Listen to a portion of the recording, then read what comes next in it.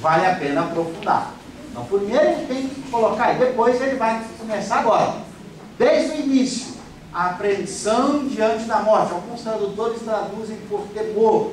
Né? A apreensão é mais literal, a tradução, e dá mais a ideia de que o temor é quando você está diante da morte. A apreensão ele já trata até antes dele. O fato de você pensar na morte já te deixa apreensivo. O temor ocorre quando a morte está chegando mesmo. Então, por isso, como ele trata não apenas do momento da morte, mas mesmo antes, a expressão apreensão é um pouco melhor, mais precisa. Apreensão diante da morte. E vai ter que explicar isso. Por que nós tememos ou temos apreensão com a morte se nós morremos tantas vezes? Cada um de nós tem milhares de mortes na nossa fichinha. Nós não vamos morrer só daqui a pouco. Vai ser só essa. Então, por que essa apreensão? Para algo. Então, ele vai ter que discutir isso. Vai discutir e explicar isso. Depois ele vai fazer, então, bom, agora, uma vez morto, feito a passagem, o que acontece? Como é que eu comparo o pensamento de todo mundo sobre isso? Vamos para o céu?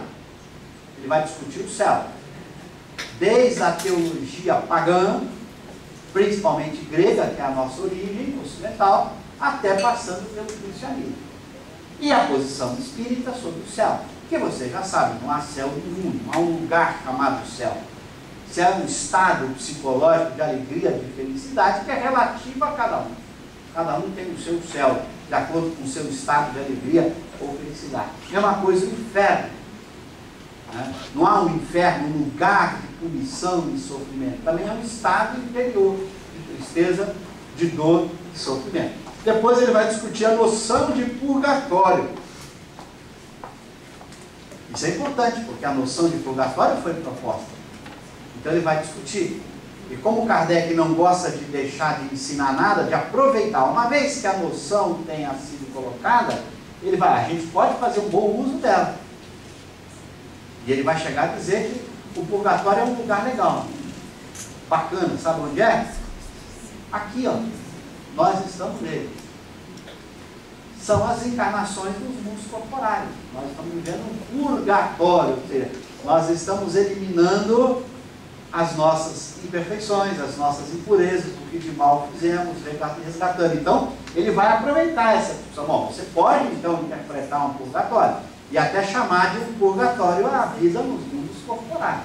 Então, ele não despreza uma tradição, ele apenas faz uma releitura dessa tradição, mostrando como você pode aproveitá-lo, como você poderia usar essa ideia de um lugar onde você fica resgatando suas mas não aquele purgatório da tradição, aquele purgatório que você fica lá à toa esperando as pessoas rezarem para você, se as preces forem fortes, você pode ser levado para o céu. Não é isso, mas ele vai aproveitar a ideia de um lugar de purgação, de um lugar em que você refaz sua vida, reconstrói seu caminho, e esse lugar diz ele aí, ó, os mundos corporais, aí a Terra como um lugar de purgatório. Então, se você quiser pensar num lugar, você, na visão de pensaria nos planetas de provas e expiações, que são lugares de purgação. Aí ele vai discutir agora a doutrina das penas eternas, porque essas penas eternas estão na tradição, que vem da Grécia Antiga aos cristãos. Então ele tem que discutir isso. E ele vai mostrar que isso não corresponde à proposta espírita. Não há nenhuma pena eterna. Que a pena é sempre transitória a quê? Ao melhoramento do culpado. Isso é algo especial. Não há como no nosso código a ideia de que a pena é prefixada. Matou em tais condições, tantos anos de reclusão, é prefixado. Mesmo que se o cara tiver 30 anos de reclusão, se o cara melhorasse, se arrependesse e se mostrasse não criminoso, não adianta. A pena está dada. Ele vai mostrar que não há pena eterna e nem mesmo pena prefixada. O sofrimento é uma decorrência da melhoria do culpado. Ele melhorando, o processo se altera. Ele deixa de sofrer com o próprio progresso dele. Então, não há pena nem eterna, nem pena fixada, prefixada. Depois ele vai estudar assim, bom, se ele elimina as penas eternas, Quais serão então as penas futuras segundo o Espiritismo? Há pena, há dores, há sofrimentos. Não seja ingênuo de achar que o espírito não sofre no mundo espiritual ou em outras existências as consequências do mal praticado. Senão, não tem diferença entre o virtuoso e o vicioso. Era melhor ser vicioso. Para que eu vou fazer o esforço da virtude na vida terrena se eu fosse ser tratado da mesma maneira que o vicioso? Obviamente, e se há diferenças entre o homem virtuoso e o homem vicioso na própria terra, nós admiramos a virtude, recomendamos a virtude. Então deve ter algo especial nisso.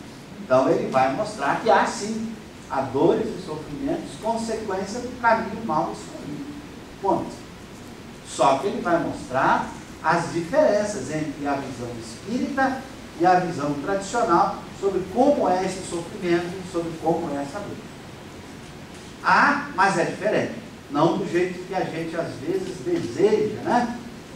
Às vezes a gente vê alguém tão mal, tão perverso, que a gente fala assim, puxa, uma pena que o inferno não existe, né? Nessa nosso desejo ainda de fazer o cara pagar com a dor, com o sofrimento. O inferno não existe, mas esse indivíduo vai ter que refazer seu caminho.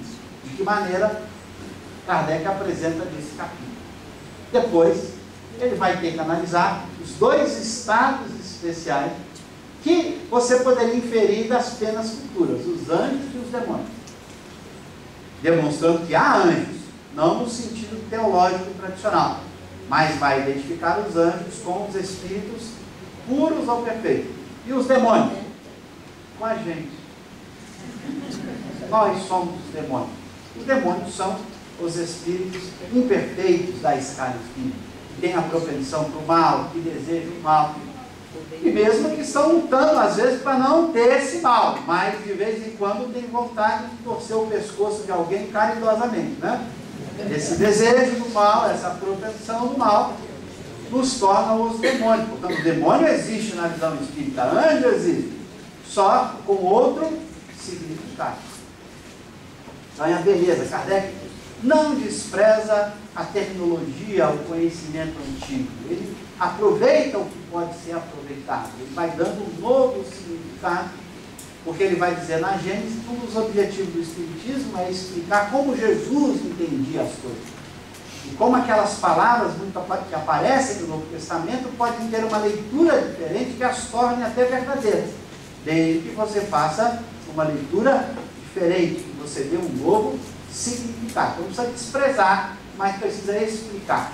Kardec não tem problema com palavras, nós é que temos. Ele discute ideias. Palavras são irrelevantes. Portanto, são as ideias que estão por trás das palavras. Aí ele vai discutir a intervenção dos demônios nas manifestações modernas, porque essa foi a tese mais debatida no século XIX. E que os demônios é que eram responsáveis. Essa tese era tão forte que na Revista Espírita de 69, Kardec discute um caso curiosíssimo de uma senhora muito triste, com muito mal, se desequilibrou, hoje talvez chamássemos de depressão, ficou muito mal, não dava conta de cuidar dos filhos, porque perdeu o marido a quem ela muito amava. Uma pessoa muito simples que a conheceu, começou a conversar com ela, era espírita e médica, e percebeu que podia explicá-la, consolá-la, e o marido dela passou a dar comunicações por essa pessoa na casa dela. Todas as vezes que ele ia atendê-la, o marido se manifestava, dando provas de identidade para ela incrível. E ela foi se renovando, saiu do estado de depressão, né? E o estado de depressão dela era tão evidente que os filhos tinham que ser socorridos pelos vizinhos, porque ela abandonava tudo. Aí ela se renova, passou a trabalhar, a cuidar da família, e aquilo repercutiu na cidade inteira. O que aconteceu? O padre da cidade ficou sabendo. Foi lá, né? Foi lá, começou a conversar com ela e disse para ela que aquilo era demônio, que eram os demônios que estavam falando, imitando o marido dela. E que aquele senhor era um encarregado dos demônios. E ela ficou convencida, voltou a ficar louca, pior, foi internada como louca. Abandonou tudo e ficou totalmente louca. Então, esse era um fato. Veja, Kardec descreve isso na Revista 69, e isso já aparece antes. Ele sempre tentou combater essa forma absurda de atribuir os demônios os responsáveis pelas comunicações. Hoje, para a gente, isso não faz muito sentido. Embora temos ainda algumas doutrinas aí no mundo de hoje que dizem que nós somos os seguidores dos demônios. Nós não precisamos brigar com ele, afinal de contas, os demônios somos nós mesmos, né? Os espíritos. Então, de certa forma, eles estão certos. A gente é que precisa fazer a leitura diferente para não brigar. Explicar, ó, realmente, os demônios se comunicam o tempo inteiro, que são as almas dos homens. Não há nenhum problema nisso. Mas veja a importância de se combater isso. O Kardec foi muito firme em demonstrar isso. Olha, o caso, levou uma pessoa, inclusive ele comenta, olha o resultado de uma doutrina como essa pode fazer. Ele fala, muitos foram para os hospícios achando que estavam ouvindo os demônios. Então, e depois ele vai atacar um outro assunto incrível que surge lá no Velho Testamento, com Moisés. Quando Moisés proíbe a evocação dos mortos, ele vai discutir isso aqui. Aliás, se a evocação dos mortos fosse proibida, não teríamos nem o espiritismo. Porque o Kardec foi o que mais evocou morto. Não só evocou morto, como ele evocava vivo. Porque a evocação é um instrumento poderosíssimo de estudo, ele vai mostrar isso. Então, tem um jovem de 13 anos, no estado de idiotia profunda. Naquela época se chamava idiotia, hoje usa a pessoa com uma deficiência, né, com uma necessidade especial, do ponto de vista mental extraordinária. No caso de ele não chegava nem a conhecer os pais, vivia num estado de completa incapacidade intelectual. Kardec fica sabendo do caso, é relatado, e ele evoca, vivo! E aí o Espírito se comunica dando uma mensagem incrível, relatando porque estava naquele corpo que era como uma espécie de prisão para ele, mas não há espírito idiota. O espírito não fica louco ou idiota. Kardec faz evocações de loucos, vivos e mortos.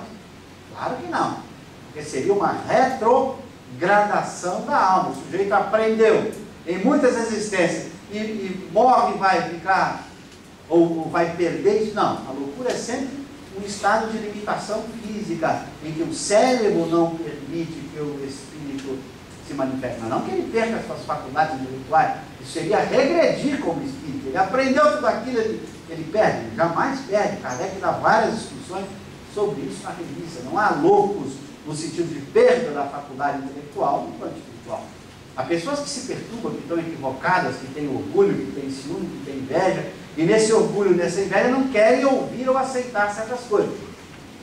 Se você quer chamar isso de louco, você está dando uma elasticidade muito grande à palavra louco. Aí todo mundo é louco, né? Aí vale o ditado popular, de médico de louco, todo mundo tem um pouco. Mas se você levar a loucura como um estado de completa debilidade mental, em que ele perde a razão, isso não existe. Há um caso curioso de um materialista que se manifesta primeiro espontaneamente, e ele fica conversando, dizendo, que sonho incrível.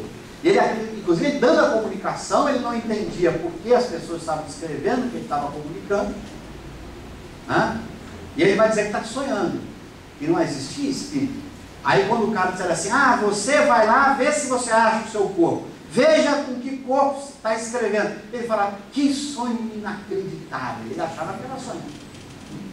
E aí Kardec o evoca, todo mundo evoca, e para ele tudo aquilo era um sonho, porque ele era materialista, ele estava convicto de que a morte era o fim. Ele fala, eu não morri, estou apenas sonhando, e que sonho incrível, estou conversando com você, no meu sonho aparece tudo isso. Se você quiser chamar isso de loucura, você pode.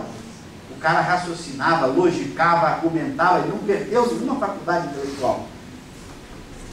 Alguns meses depois ele volta a se comunicar, saiu desse estado. Ele estava no estado de passagem, durante esse estado de passagem, ele não se identificou ainda como morto, e depois que ele faz essa passagem, durou alguns meses, ele volta a dar uma comunicação dizendo que agora ele se rendia à evidência. Mas veja, na primeira comunicação não há nenhum estado de perturbação intelectual. Há um equívoco. A ele dizer que está sonhando, mas não que ele perdeu a razão, a incapacidade de logicar, de refletir, de raciocinar. Você olha as duas mensagens, vê que nos dois casos a razão está ali. Ele só estava equivocado com suas percepções e com a forma como ele acreditava. Mudou a crença. Então Kardec vai discutir a importância de se evocar os mortos e como isso é fundamental. Tanto é que vai ter um capítulo depois do Livro dos Médios chamado, depois não, antes disso aqui, lá no Livro dos Médios, chamado o capítulo da evocação, em que Kardec discute o papel das evocações. E ele evocava exatamente mostrando a importância ali. Não só ele, o movimento espírita inteiro do século XIX praticava as evocações como método de estudo, como método de auxílio aos espíritos. A segunda parte, que começa com esse capítulo admirável, a passagem, que alguns tradutores também traduzem por um passamento, depende do tradutor. Mais literal, em francês, é a passagem. Quer dizer, o que é isso? A morte. Né? Então vale a pena quem quer estudar a morte, estudar esse capítulo. É o mais completo estudo sobre a morte. O que ocorre antes dos estados de agonia e durante toda a passagem. Gente, essa passagem todo mundo vai fazer. Então estude, é melhor ficar sabendo do que ignorar. Ah, não quero falar disso. Tem gente que só falar em morte já treme. Mas por quê? Já morreu tantas vezes, vai morrer de novo, está com medo de quê? É melhor estudar, compreender e se preparar. Para que estudar, compreender? Porque Kardec mostra como fazer a passagem ser menos dolorosa, como fazer para que ela seja menos dolorosa, ou não ter dor nenhuma, e mais curta possível. Quanto mais rápido for a passagem, você reassume a sua condição de espírito, lembrando de suas vidas anteriores, assumindo todas as suas capacidades de espírito. Então, estudar a passagem não é para ficar com medo, é para aprender como é que faz rapidamente e da forma mais suave possível. Ele ensina isso, como fazer isso da forma melhor possível e de forma que ela seja muito rápida. Nós já devíamos estar estudando isso com as nossas crianças. Com as nossas crianças. Porque o processo de preparação para isso depende da mudança da conduta, da mudança moral. E se o sujeito resolve ler a passagem no dia da morte, vai descobrir que talvez não dê muito tempo para a renovação. Então, quanto mais cedo se preparar para uma viagem que todo mundo vai fazer, melhor. Se eu vou ter que fazer a viagem, por que eu vou demorar para me preparar? Porque muitas das condições que ele coloca, desapego da vida material, prática da caridade, do amor, aí o sujeito está com 80 anos, vai ler isso, vai por 80 anos, agora que eu já fui apegado, sou agarrado a tudo isso, não abro mão disso. Então é melhor começar antes, porque aí quando você começa, já vai se preparando, vai revendo o passado. Ih, o que é que eu preciso sanar? Reconcilie-te com o teu adversário enquanto está a caminho com ele. Se eu tenho algum inimigo, vamos resolver isso tudo. Tudo isso tem peso na passagem. Então eu digo, já devíamos estudar com os jovens, com as crianças, até porque a gente não sabe, né, quando vai ser a passagem. Lembra da passagem de Jesus com aquele jovem no Evangelho? Vem agora! Mas Senhor, eu tenho que resolver. Vem agora! Mas Senhor, eu tenho que resolver aquilo lá. Vem agora! O que aconteceu? Morreu no dia seguinte. E Jesus, vem agora! Não, mas eu primeiro tenho que fazer tal coisa. Vem agora! Então é melhor a gente... Então esse capítulo é admirável, extraordinário. A gente tem que mergulhar nele, porque é uma passagem que todo mundo vai fazer, porque já ganhou o ingresso, já está no bolso, escrito, tá certo. Depois ele discute, agora sim. Uma vez feito a passagem, como teoria, ele precisa agora consultar e dar uns exemplos. Então ele vai pegar espíritos felizes e discutir com eles como foi sua passagem, como é a vida após os dois estados sempre. São duas situações que ele discute com os espíritos. Como se deu a morte deles e o que ocorreu depois do passamento, depois da passagem. Então, dos espíritos felizes, os em condições medianas. Olha nós aqui. Espero, né? Espero que a gente não esteja aqui ou aqui, nem aqui. Esperamos, vamos ter fé, gente. Vamos trabalhar para estar aqui. Espíritos sofredores, suicidas, criminosos arrependidos, endurecidos, expiações terrestres. Aqueles que estão com vidas difíceis de expiação. Então ele estuda, praticamente não falta ninguém. Se você parar para pensar aqui, Ele selecionou o conjunto que dá conta da humanidade inteira. Para que ninguém dissesse assim, bom, o que vai acontecer comigo? Se situa aqui dentro, por via das dúvidas, até em mais do que uma. Na dúvida, na hora de fazer a análise, tente abaixar um pouquinho a sua, não pensa, eu já sou espírito feliz, quando você lê aqui, você fala, menos, e abaixa e vai estudando. Mas você pode trabalhar. Em todos os casos, desses exemplos, é muito importante não perder uma palavra. Kardec tem coisa curiosíssima. Ele tem um poder de síntese, os espíritos também. Então, são frases, você tem que parar e meditar. São sínteses muito bem construídas desse estado. Leia, releia, medite em cada frase que é colocada. E você vai descobrir que tudo que ele descreveu aqui bate com os exemplos na passagem. O que ele descreveu antes, nos capítulos da primeira parte, com respeito ao que ocorre do lado de lá, depois da passagem, também bate. Isso aqui são exemplos tanto para a passagem, quanto para depois da passagem. Então você vai ver coisas curiosas. Tem uma pergunta que Kardec faz, que ele só vai responder na Revista Espírita, que é extraordinária, que eu falei aqui adiantadamente. Será que é possível alguém ter uma vida de surpresa depois da passagem? Olha que pergunta. Será que um espírito poderia, passado a passagem, que é a fase de perturbação, em que ele não enxerga muito bem, em que ele não sabe, não se reconhece, mas suponha, passou isso, agora ele se reconhece, ele assume. Será que ainda assim ele poderia ter alguma surpresa na vida após a morte? Algo inusitado, algo que ele ficasse, meu Deus, como se ele nunca tivesse estado, um deslumbramento, uma surpresa muito grande? Essa é uma pergunta que Kardec vai discutir.